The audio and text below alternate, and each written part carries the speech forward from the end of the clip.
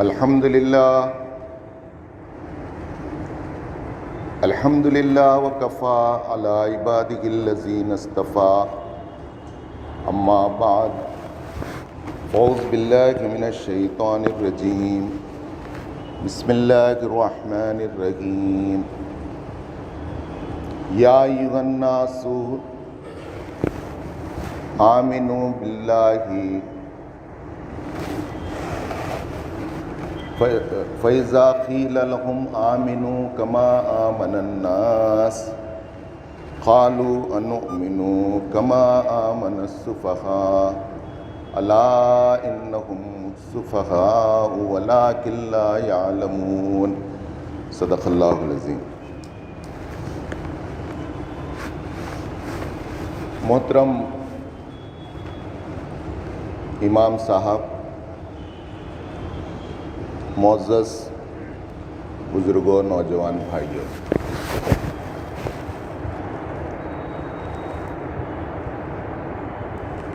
آج جمعہ کے موقع پر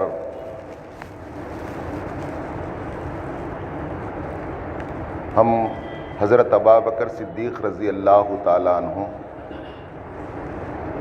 اور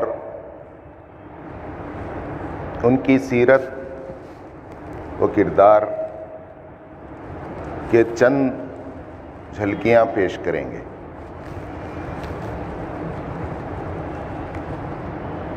رسول اللہ صلی اللہ علیہ وسلم نے جہاں یہ بات کہی اور قرآن نے یہ بات بتائی کہ بہترین سیرت رسول اللہ صلی اللہ علیہ وسلم کی سیرت ہے اور تمہارے لیے بہترین نمونہ حضرت محمد صلی اللہ علیہ وسلم کی زندگی میں ہے، وہیں آپ صلی اللہ علیہ وسلم نے یہ بات کہی کہ میرے صحابہ چمکتے ہوئے تاروں کی طرح ہیں، تم ان میں سے کسی کی اقتداء کرو، تم نجات پالو گے، تم ہدایت پالو گے۔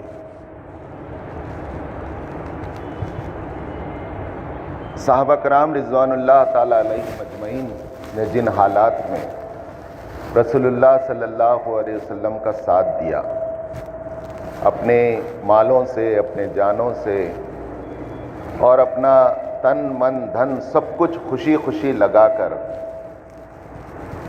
رسول اللہ صلی اللہ علیہ وسلم اور اسلام کے مستقبل کو روشن کیا، اور ایمان لانے کے بعد پوری یہی فکر انہیں لگی رہتی کہ ہم اسلام کو کیسے زندہ ہی نہ رکھیں بلکہ اسلام کو ہم کیسے غالب کریں، اور وہ جاہلیت جو برسوں سے چلی آ رہی ہے اور وہ جو نظام جاہلیت جو برسوں سے اپنی جڑیں گاڑ چکا ہے، اس کو کس طرح جڑ سے اکھاڑ پھینکیں، اور اس کے مقابل میں حضرت محمد صلی اللہ علیہ وسلم نے جو دین لایا ہے اس کی بنیاد پر ایک خلافت راشدہ قائم کر دیں، ایک خلافت قائم کر دیں۔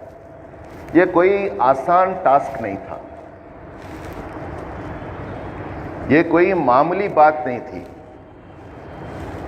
اس زمین کے اوپر، اس آسمان کے نیچے آج بھی سب سے مشکل ترین کام یہ ہے، اور اس سے مشکل ترین کام کوئی نہیں، اور یہ مشکل ترین کام انبیاء کرام کو دیا گیا تھا، اور یہ مشکل ترین کام انبیاء کرام علیہ السلام نے کر کے دکھایا، اور اس اسباب کی دنیا میں یہ کام کوئی جادو اور چمتکار سے نہیں ہوا، کبھی بھی نہیں ہوا۔ اللہ اس کی قدرت رکھ سکتا تھا کہ ایک کو ہٹا دے اور ایک کو لا دے، لیکن اللہ نے نبیوں کو بھیج کر پورے انسانوں کا امتحان لیا۔ نبی آتے اور اس کام کے لیے لوگوں کو اپنے ساتھ لیتے، جوڑتے، منظم کرتے اور ایک جماعت بناتے، اور جماعت بن کر ایک قوت بنتے، اور وہ قوت بن کر وہ قوت باطل سے ٹکراتی، اور ان کے ساتھ اللہ کی مدد ہوتی، اور پھر بالآخر اللہ کا نبی اور اللہ کا نبی کا لایا ہوا دین غالب ہوتا۔ یہ پوری تاریخ قرآن مجید میں موجود ہے۔ اتنی پیاری تاریخ ہے، اگر ہم اس کو ہم پڑھیں، اس کا علم ہمیں ہو، تو ضرور ہماری زندگیوں میں بھی ایک انقلابی تبدیلی آئے گی۔ یہ جو تبدیلی ہے مسلمانوں کے اندر نماز کی، روزے کی، جمعہ کی، اسلام کے شعائر کی پابندی کرنے کی، سچ بولنے کی، یہ تبدیلی کوئی انقلابی تبدیلی نہیں ہے۔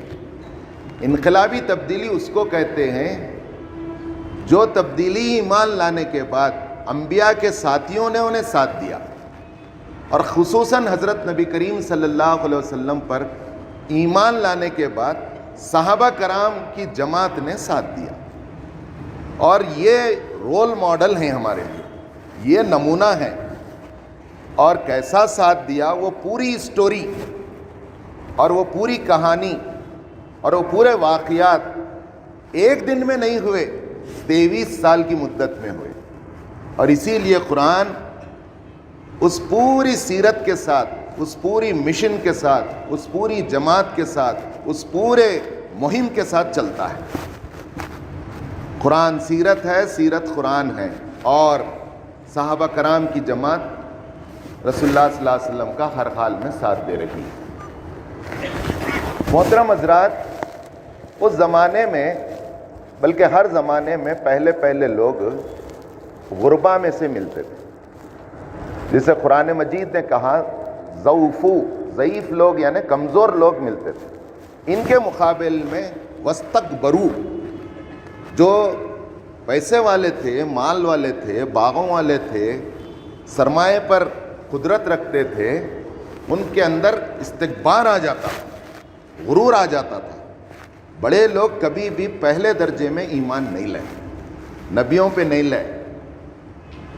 عیسیٰ علیہ السلام پر ایمان کون لائے؟ مچھیرے لائے، دھوبیاں لائے۔ ہر نبی پہ یہ اعتراض کیا گیا، ارے تمہارے اطراف تو مٹھی بھر لوگاں ہیں، اور وہ مٹھی بھر لوگاں بھی کون ہیں؟ نعوذ باللہ ہمارے سماج کے غریباں گرے پڑے ہیں۔ بعض لوگاں تو غرور میں یہاں تک بولے رسول اللہ صلی اللہ علیہ وسلم کو، یہ غریبوں کو ہٹاؤ، ہم ان کے ساتھ آ کے تمہارے سے میٹنگ کرنا کیا، بات کرنا کیا، ہماری بھی ایک عزت ہے، مقام ہے، ہم سماج میں جن کا کوئی مقام نہیں ہے ان کے ساتھ ہم نہیں بیٹھتے۔ تو قرآن اس کا نوٹس لیا اور رسول اللہ صلی اللہ علیہ وسلم کی زبان سے کہلوایا، کہو کہ یہ جو ایمان لائے ہیں ان مغرور سوکاروں اور سٹکاروں سے میری نظر میں بڑھ کر ہیں، اور میں اس لیے نہیں بھیجا گیا ہوں کہ مومنین کو میں اپنی طرف سے ہٹا دوں جو میرے اطراف جمع ہو رہے ہیں، چاہے ان کی معاشی حیثیت کیا بھی ہو، ان کی سماجی سٹیٹس کیا بھی ہو۔ ان کی سب سے بڑی خوبی یہ ہے کہ اللہ کو اور اللہ کے رسول کی دعوت پر انہوں نے لبیک کہہ کر آیا ہے۔ یہ اسلام کی مشن کا سب سے بڑا سرمایہ ہے۔ یہ اسلام کو زندہ کرنے اور اس کے مستقبل کو روشن کرنے کے لیے یہی افراد کیپٹل ہیں، یہ سابقون الاولون ہیں، انہیں جنت کی بشارت دی گئی ہے، یہ جنتی ہیں، ان کا مقابلہ کوئی سوکار، کوئی سٹکار بعد میں آنے والا نہیں کر سکتا۔ یہ ہے ایک تاریخ جو چلتی ہے۔ اب جو ابتدا میں ایمان لائے ہم کو معلوم ہے،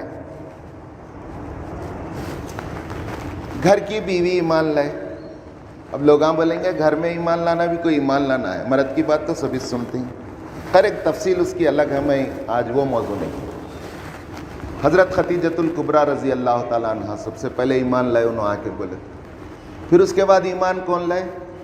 زید بن حارثہ لائے، خرید کے لائے تھے، غلامہ بکتے تھے، جیسے بکریاں جانوراں بکتی ہیں ویسا انسانہ بکتے تھے اس زمانے میں۔ ایک بچہ بک رہا تھا لالیے،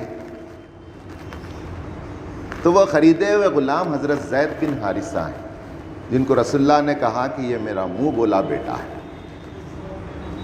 مکے میں لگ جا کے بولے کہ یہ میرا بیٹا ہے۔ لیکن آیات نازل ہوئے کہ یہ ایسا بیٹا نہیں ہے جو سلب سے پیدا ہو، بلکہ منہ بولا بیٹا ہے، اس کا اسٹیٹس اور جو سلب سے پیدا ہوگا اس کی حیثیت الگ الگ ہوگی، اس کا وراثت میں کوئی حصہ نہیں ہے، اس کا حصہ ہے۔ اس کی بیوی بہو نہیں کہلائے گی.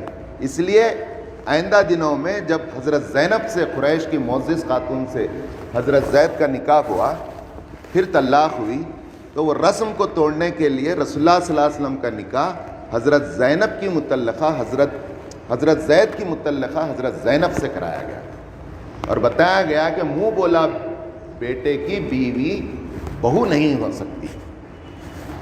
بہرحال انہوں ایمان لائے تو لوگ بولیں گے گھر میں کام کرنے والا اور کم عمر بچہ ایمان لایا تو مانے جیسا کیا، کچھ تو اثر ہوا. اب چچیرے بھائی جن کو پال لیے تھے بولے تو ان کے چچا کو، ابو طالب کو 12 بچے تھے. حضور کو کیسا خاندان کی فکر تھی، دیکھو نبی بنائے جانے سے پہلے کتنے سالے تھے، کیسا خاندان کو جوڑے رکھنے والے تھے.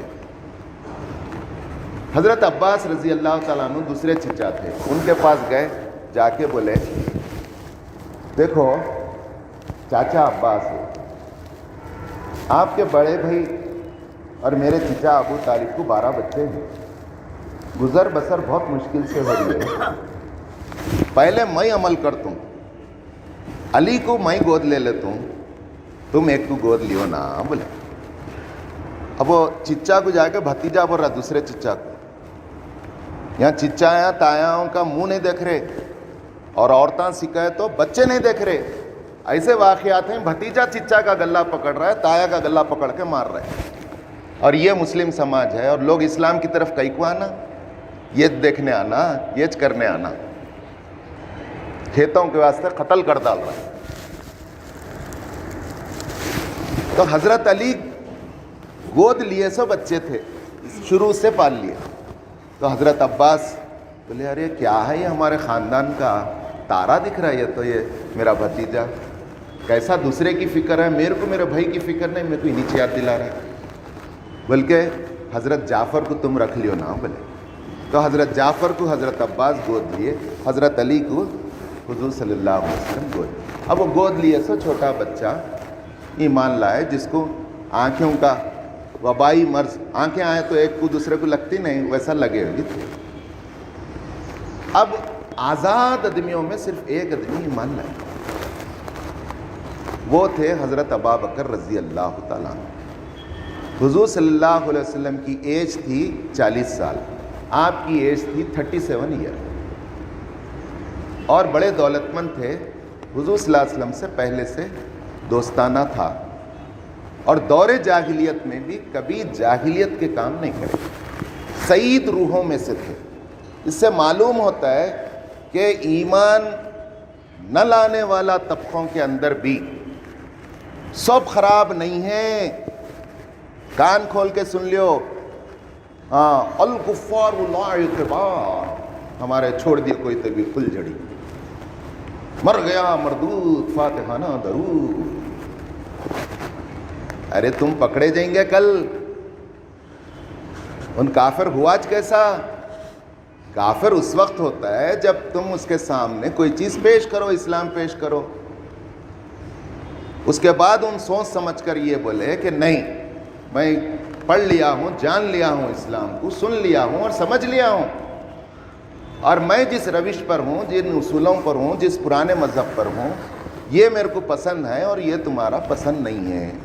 جب ان کافر ہوتا ہے، بولیں پڑوسیاں، کھیت کے پڑوسیاں بولیں، گاؤں والے بولیں، ہم گاؤں والوں کو بتائیں، شہر والوں کو بتائیں، آفس میں رہنے والوں کو بتائیں، کورٹ میں رہنے والے وکیلوں کو بتائیں، انجینئروں کو بتائیں، لیڈروں کو بتائیں، کانگریس کے دل کے خالی اوٹرا من کے بیٹھے ہیں اور مزے لوٹ رہے ہیں، کبھی بتائیں؟ نہیں بتائے. بتانے کے بعد انہوں انکار کرنا تو کافر ہوتے. اب وہ ناواقف لوگ ہیں، وہ ناواقف ہیں نہیں. بولو ہمارا تعارف، اسلام کا تعارف کون کرا رہی ہیں؟ ہمارا برا چاہنے والے کرا رہی ہیں، اور ہم بیٹھے ہوئے ہیں خالی. انہوں پورے ٹی ویاں لے کے پکار رہی ہیں، انہوں اخباراں لے کے پکار رہی ہیں، انہوں پورا سوشل میڈیا پکار رہا ہے، پورا گودی میڈیا پکار رہا ہے. ہم بولے تو خالی وہی اتنا ثواب ملتا ہے، اتنا اجر ملتا ہے، وہی واٹس ایپ کر لیں، نہیں تو اخلاق کو مارے سو، اس کو مارے سو. تو پرسوں ایک آیا تبلیغی جماعت کو جو اینکر بولا تھا، دیکھو ان پرسوں مر گیا، دیکھو یہ دیکھ کے یہ دیکھو اور خوش ہو جاؤ. یہ چھیں واٹس ایپ میں بھرے ہو. کبھی تو غیر مسلم گروپ میں واٹس ایپ میں شامل رہیں، ان کے واٹس ایپ کیسے آ رہی ہیں اسلام اور مسلمانوں کے تعلق سے. اپن شامل ہو کے کبھی تو صفائی دی نہیں، وہ سب نہیں جی، خالی نماز کو آنا پھر ان کے ساتھ رہنا ہے کمانے. کیا فرماتے ہیں وکیل صاحب، ذرا سنیے، بعد میں پڑھیں گے. ادریس بھائی میرے دوست ہیں اس لیے بول رہا ہوں. اب سب سے پہلے ایمان کون لائے؟ حضرت ابو بکر رضی اللہ تعالیٰ عنہ لائے. تو میں یہ کہنا چاہ رہا ہوں کہ ہندوستانی سماج میں 80% لوگ جو مسلمان نہیں کہلاتے، ان کی میجارٹی اچھے لوگوں کی ہے، جس کے اندر کئی ابو بکر ہوں گے، ہو سکتا ہے. یعنی بولنے کا مطلب ایک حد تک ان کے مقام کی تو نہیں پہنچ سکتے. کئی ابو طالب ہوں گے، ایمان نہیں لائے لیکن بولے بیٹا پورے لوگ آئے تھے، دیو ہمار کو ایسی خوبصورت بچہ تم آپ دیتی، ہم اس کو ختم کر دیتے ہیں. پوچھیں گے اس سے کون سی بچی سے پیار کرتی، نوز باللہ وہ بچی لا کے دے دیں گے. ایم ایل اے بننا چاہ رہی کیا، ایم پی بننا چاہ رہی کیا، بنا لیں گے پورے عرب کا. ایسا کہیں کر رکھتے ہو بچہ. پیسے ہونا کیا، پیسے نہیں مل رہے بول کے نئی کہانی شروع کرے کیا، پوری دنیا عرب کی دولت لا کے قدموں پہ ڈال دیں گے. یہ سب نہیں، کوئی تو بھی جن بھوت آ کے رات میں ڈرا رہا ہے کیا، بچک گئے کیا، ڈر گئے کیا، سایہ ہوا ہے کیا، بڑے بڑے حکیموں سے علاج کرا دیں گے.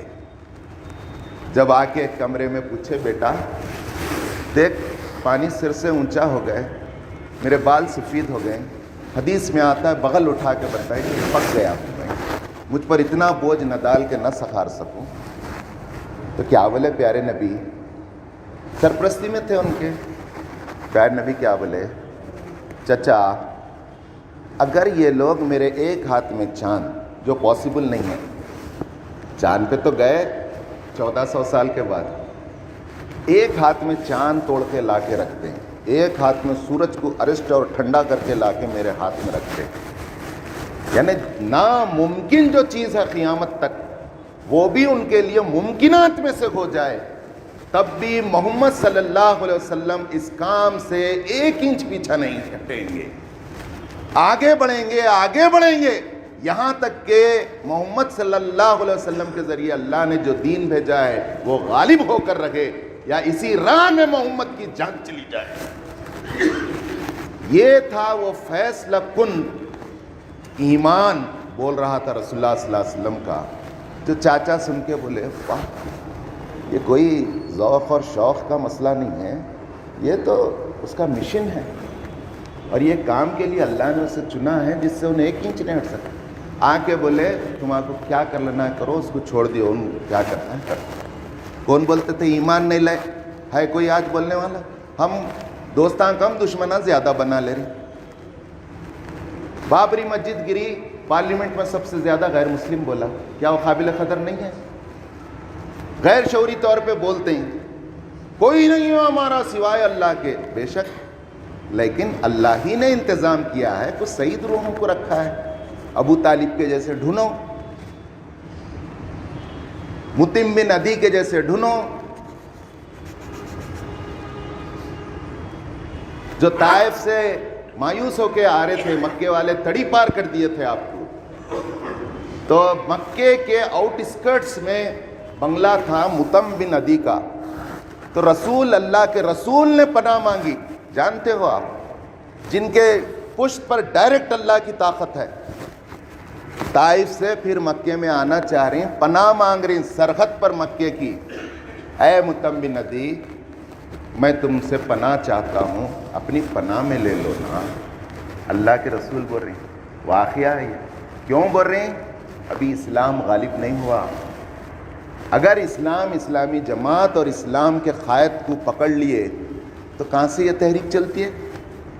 ابھی میدان میں رہنا ہے، دعوت کا کام نہیں ہوا، سعید روحیں پوری ملی نہیں، پہنچنا ہے، دروازے بند کر لینا نہیں ہے. متم بن عدی یہ دیے، پناہ دیے. جب لوگوں کو معلوم ہوا تو پورا آ کے متم بن عدی کا گھر گھیر لیا. اب ہمیں معلوم ہے دیو پناہ ویسے حالات میں کیسا آ کے اٹ کا کرتی تمہارے گھر کا، دیکھو ہے تیار کوئی.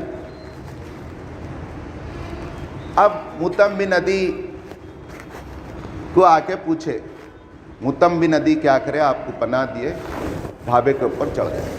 چڑھ کے اب ڈائلاگ چل رہی. کیا ڈائلاگ چل رہی؟ اے متم بن عدی، تم نے محمد صلی اللہ علیہ وسلم کو پناہ دی ہے؟ ہاں دی ہے. تو متم بن عدی نے کہا کہ دیکھو اے قریش کے لوگوں، اے مکے کے لوگوں، میں بھی مکی ہوں، میں بھی عرب ہوں. عرب جب کسی کو پناہ دیتا ہے تو خود اور خود کے بال بچوں کو کٹاتا ہے، لیکن پناہ دینے والے کی حفاظت کرتا ہے. یہ اس کی روایت ہے. میں بھی عرب ہوں، مجھے اس روایت پر چلنے دو، آپ موقع دو. اور میں نے جس کو پناہ دی ہے، جو عہد و پیمان کیا ہے حفاظت کا، وہ مجھے توڑنے مت دو. پھر متم بن عدی نے ایک بات کہی، سن لو اے مکے کے لوگوں نیچے ٹھہرے ہوئے، میں نے محمد کو پناہ دی ہے، محمد پر ایمان نہیں لایا ہے. کیسی ٹیکنیکل بات انہوں نے کہی. محمد کو پناہ دی ہے میں نے، اور عرب پناہ دیتا ہے تو بچوں کو کٹا دیتا ہے، لیکن جس کو پناہ دیا ہے اس کی حفاظت کرتا ہے. میں ایمان نہیں لایا. تو ایسے کئی لوگ ہوں گے جو ہمارے کو پناہ دے لے سکتے ہیں. پولیس ایکشن میں تھے، آج ہیں ہوتے، پورا ماحول خراب ہو گئے. خاموش بیٹھے ہوئے ہیں سب مکے شیطانہ بن کے. کہاں اپن برے ہونا، کہاں لگا لینا. اپن بیپاری ہیں بھائی، کئی کو ہم گورنمنٹ سرونٹ ہیں بھائی، نوٹس آ جائیں گا، طہارت چلے جائیں گی ہماری. کئی کو کیا اس کے واسطے نوکری کے واسطے جینے اللہ میاں پیدا کریں، کھیت کے واسطے پیدا کریں، خالی اسٹیٹس کے واسطے پیدا کریں، جا کے کیا جواب دیں گے؟ حضرت ابوبکر صدیق رضی اللہ تعالیٰ عنہ ایمان لائے.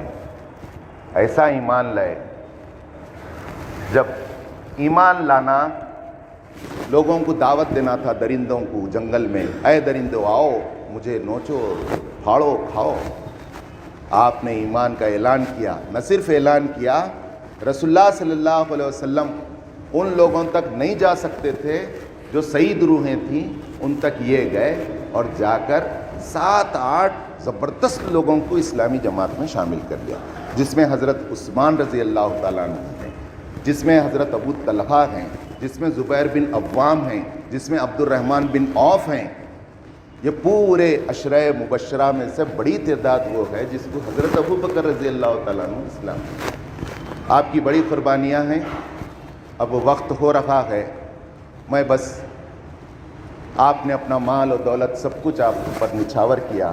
رسول اللہ صلی اللہ علیہ وسلم نے کہا کہ ابوبکر کا اللہ پر، اللہ کے رسول پر اور اللہ کے دین اسلام پر بہت بڑا احسان باقی ہے، اور وہ قرض ہے، اور وہ قرض اللہ تعالیٰ کل قیامت میں ادا کرے گا. کیا اسٹیٹس تھا دے.